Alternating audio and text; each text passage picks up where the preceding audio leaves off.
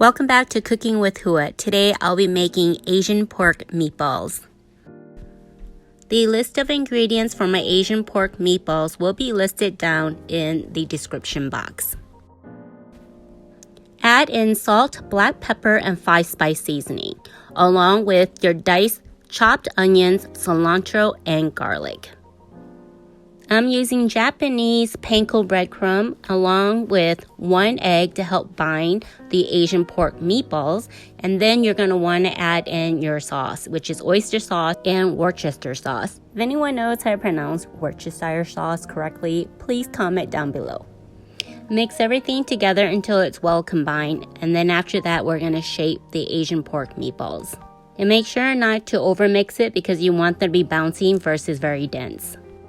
I'm using an ice cream scooper to shape all of my Asian pork meatballs just to make sure they're all in similar shape and sizes. Then you can shape the Asian pork meatballs between your hands, and to keep it from being sticky, just wet your hands a little bit with some water.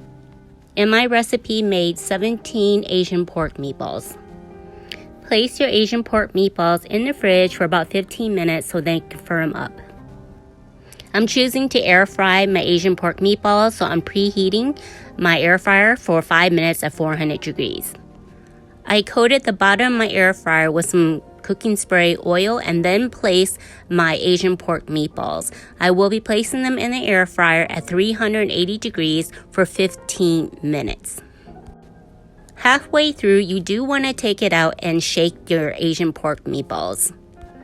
Continue cooking them for the rest of the 8 minutes and they're going to look really beautiful and they're super tasty. But don't worry, if you don't have an air fryer, it actually tastes better if you pan fry them yourself on the stove. I really hope you enjoy my quick and easy Asian pork meatballs.